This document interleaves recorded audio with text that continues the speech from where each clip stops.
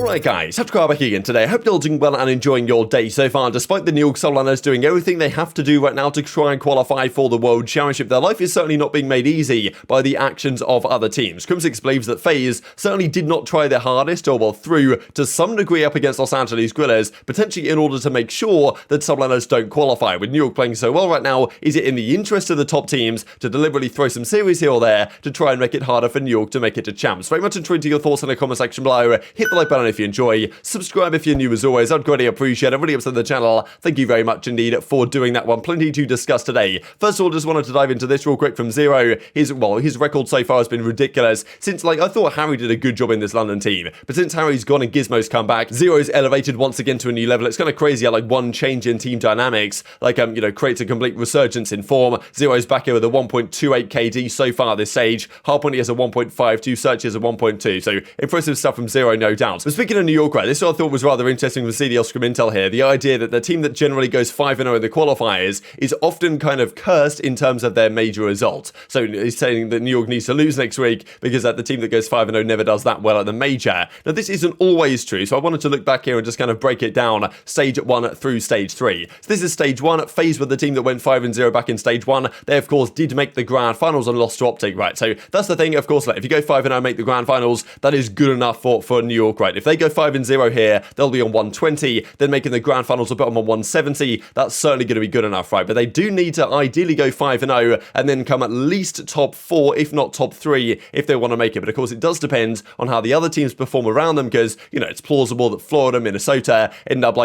coming top 12 at the major, top 8 at the major, don't get many points. And in that case, top 4 from New York might be good enough. But of course, it also depends on Los Angeles Guerrillas, who are currently holding that 8th seed. And their victory against FaZe was absolutely massive recently in terms of CDL points in the situation that it puts themselves in. Now, from stage 2, this is where that idea of teams going 5-0 and not having the greatest result kind of comes into play, because Optic were the team that went 5-0. Of course, no team is guaranteed to go 5-0, but it just so happens so far that there's been one team that goes 5-0 every single stage. So Optic went 5-0 here, they came top 6 of the major, and then most recently it was Minnesota Rokkr that went 5-0, and they came top 8 of the major, which both of those results are not good enough for New York. So therefore, they need to either go 5-0 and do well like FaZe did, or just, don't go 5-0 or something, and then don't have to deal with the curse, because Seattle, of course, won it last time from going 4-1. So interesting statistics. This is what it looks like so far. Only Ravens can kind of match the 15-3 map counts that some of these other teams put up. I'm pretty sure Optic and Minnesota both did that in stage 2, stage 3. So London, the only team that can put up a map count quite that good, but at Subliners themselves, they're 12-4 right now. They just play one more series to potentially go 5-0. They need the 10 points. They could very much do with the 10 points, especially against Thieves, a team that's also far from guaranteed to make the World Championship at the present time. But of course, the fact that Los Angeles Guerrillas are 1-3 as opposed to 0-4 is actually a really big deal for New York as well. So Crimsix wasn't particularly happy about this. He's been going rogue on Twitter the last couple of days, as you might expect. When Crim's back in business, he's feeling good, he's playing well, the tweets start flowing to good effect, right? And he was even having a few spicy words to say for pretty much everyone. He was talking about the fact that Porlex was kind of cheating a GeoGuessr, and then he had a few words to say for some Optic fans as well. I'll show a couple of clips for you guys. He did admit that, okay, he was, delirious, joking, and obviously trolling in this kind of clip, but I'll show a couple of ideas. So Crim is having a few words to say for some Optic fans, frustrated that their team, I suppose, lost to Crim in that important matchup for the Optic side, but also New York themselves, they needed those 10 points, and then also saying to Atlanta FaZe, right, because they lost to Los Angeles Guerrillas, a massive 10 points for LAG, they now get to 135, that puts them in a position to actually, effectively extend the gap over the subliners that they have in terms of World Championship qualification right now. Frustrated with the aBeZy and Simp and those players for potentially trying to throw away their series to make it more difficult for New York. Oh, you're a fan of me, but you're sad Optic lost? Sorry, man. Just kidding. I'm not sorry. I'm sorry. Not sorry at all. Did you cry today? Little Scumpy lost? Oh, Ender came back. Still couldn't beat us? Not sorry at all. Stole $1.6 million from me. Honestly, I feel personally disrespected by them. Drop me on my neck. Snap my like mother Sam Fisher and Splinter Cell. Booth babes. You know? When the is 4 different teams won an event or one different, that has never happened. Not once. aBeZy's got it. aBeZy's Shaq, 7'2" Shaq in his prime, all the way up until and finals. Then he's getting dogged by, a random pickup of Spart.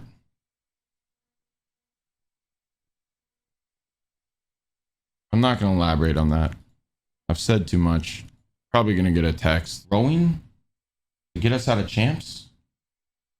Simp, it kind of sounds like you're scared of me. What's up with that, bro? It's kind of weird. Cell? That guy wants to f me. aBeZy? I'm starting to like that dude.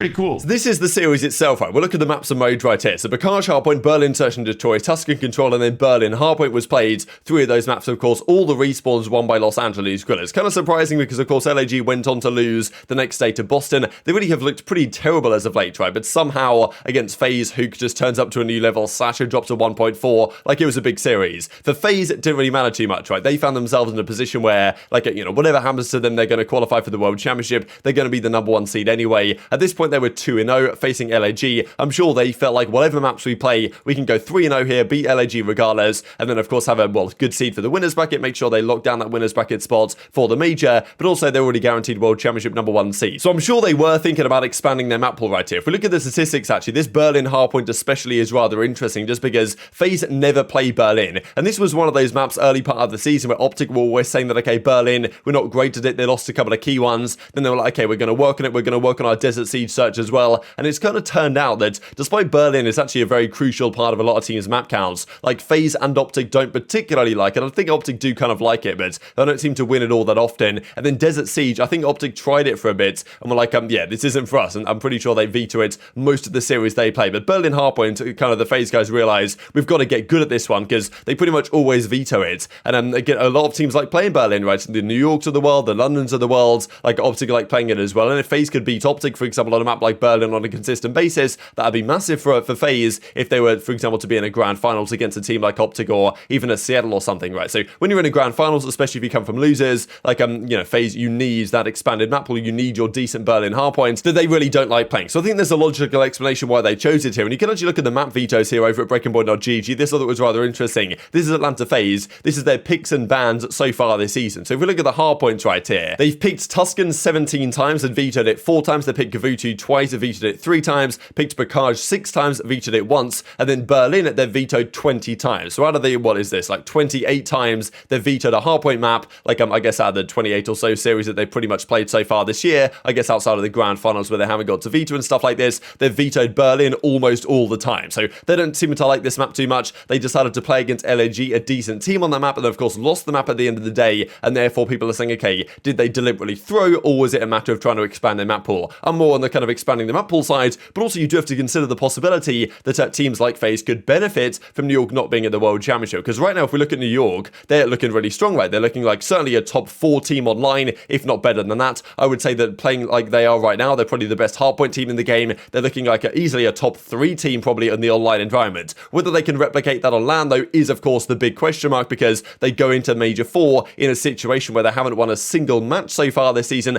at a major, right? They were top 12 at Major 1, top 12 Major 2, top 12 Major 3, won the Pro Am Classic though, but of course no points up for grabs for that one, so that's why they've put themselves in such a predicament. They waited really too long to form this roster, but this current roster of Crimsix, Hydra, Kismet and Paulex is playing very well indeed. As I say, pretty much the best hardpoint team in the game, definitely good enough to make the World Championship, and also to compete at the World Championship, right? That's the thing. It'd be a shame to me if New York don't make it to champs, because they are one of the teams that has a very realistic possibility of making some sort of run here, and Crim at champs, like it always tends to get a decent result, apart from a few exceptions. So as we were talking about, right, Ultra and above are probably locked for champs. Thieves need 1 or 2 more series victories to be locked as well. So Los Angeles Guerrillas, they really find themselves in kind of the predicament right now. So they theoretically can just win everything for the rest of the year, and they should be good enough to qualify. But it's highly unlikely that's actually going to be the case, right? And if LAG was still on 125, as they would have been if FaZe beat them in that series, then New York would only have been 15 points behind. And that is a much easier deficit to overturn than right now. They're on 110, like at Rokkr and Mutineers still have to play the Paris Legion. So what this means is that they need Guerrillas to have a pretty bad major with Rokkr and Mutineers both, and then someone else to have a really good major, right? So this series win for Guerrillas was massively important in terms of putting up an extra 10 points on the board, like you know, giving themselves a decent chance to still qualify. So New York, of course, aren't happy about it, as we saw from Crimsix. Now, you know, it does raise the question though: is it plausible for other teams to try and do the same thing that FaZe theoretically could have done, where they try and lose the series? Because if you are a team like FaZe, throwing that series, I'm not saying they did, I don't think they did. Crim's kind of implying that they might have done, but throwing that series was arguably actually very sensible, right? Because you give Los Angeles Guerrillas more points. If you are FaZe, why would you want New York to qualify right now? If you're FaZe, if you're Optic, if you're Surge, any of these teams that are guaranteed to be there, like if you can, you know, throw a series or expand your map pool against a team that's above subliners, that like, you know, theoretically, if you're a FaZe, right, you might be concerned the fact that New York could get the 8th seed. If New York were to get the 8th seed, you would play FaZe round 1 in the winners bracket at the major, right? That would be the bracket selection. New York would be 8th seed, FaZe would be 1st seed. So FaZe, I think, understandably, would definitely prefer Los Angeles Guerrillas or Rokkr or Mutineers than subliners right now in that 8th spot. So there's definitely an incentive for FaZe to, you know, to, let's say, maybe not try as hard as you might have done to try and make sure that New York don't qualify. And other teams might be in a similar boat, because if subliners were to get the 7th seed, they'd probably play Optic, right? So Optic also might have a similar incentive. So definitely an interesting scenario here where kind of not trying as hard as you might have done in series is actually potentially a viable strategy to try and prevent New York making it to the World Championship. And that seems to be potentially what Crimsix believes might be going on right here. So I just wanted to look again at these matches. There's not too many examples really here of well, situations where this might be the case for the rest of the stage, because there's no situation really where a FaZe or an Optic or whatever. I mean, Seattle Surge, you could argue, right? But Seattle right now are 1-2, so they can't really throw this series against Rokkr to try and make sure New York don't qualify for champs, because Seattle need the victory to get to the winners bracket in the major. And I mean, yeah, similar situation really going on elsewhere. We even look at, you know, Thieves versus Mutineers. Like, you know, Thieves aren't guaranteed either, so they can't just throw this series to try and make sure New York don't qualify. Them getting the victory themselves is obviously their #1 priority right here. So there are still some crucial games coming up. Surge versus FaZe,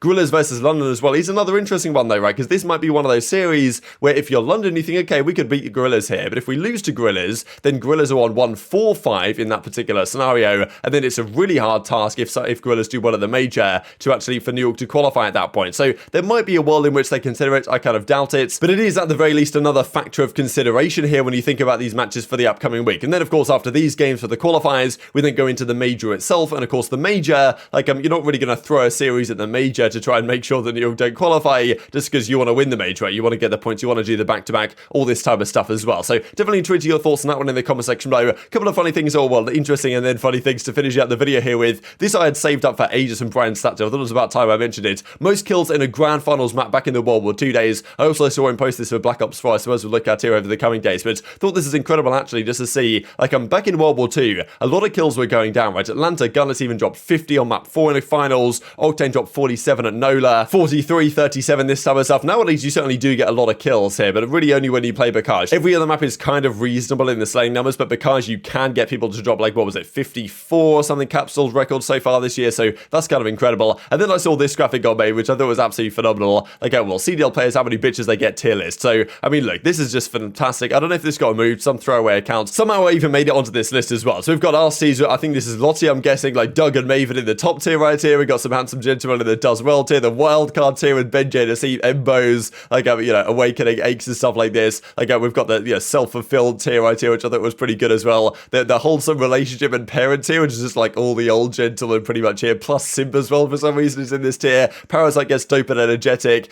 I'm in the too busy grinding tier, which I thought was fantastic. Like, yeah, aBeZy, Illy's here, so, you know, good company for sure down here as well. In the sugar daddy tier has Scumpin, which it's kind of a strange one because Scump, like, is very frugal. He doesn't like spending his money at all, so that's a bit of an interesting one. Accuracy and Veli here as well. Then you've got the unfaithful tier, which is Standy and Silly, which is absolutely hilarious as well. And then, of course, you've got the unknown tier at the bottom. So, I don't know, thought this is pretty funny. Definitely tweet your thoughts on all this stuff in the comment section below. Hope you guys enjoyed the video. If you did enjoy it, hit on the like button. Tell us your YouTube gods, this is a good video. I just like you should see it as well. And I grow the competitive Call of Duty community. Thank you for watching as always. Take care of yourselves, and I'll see you next time.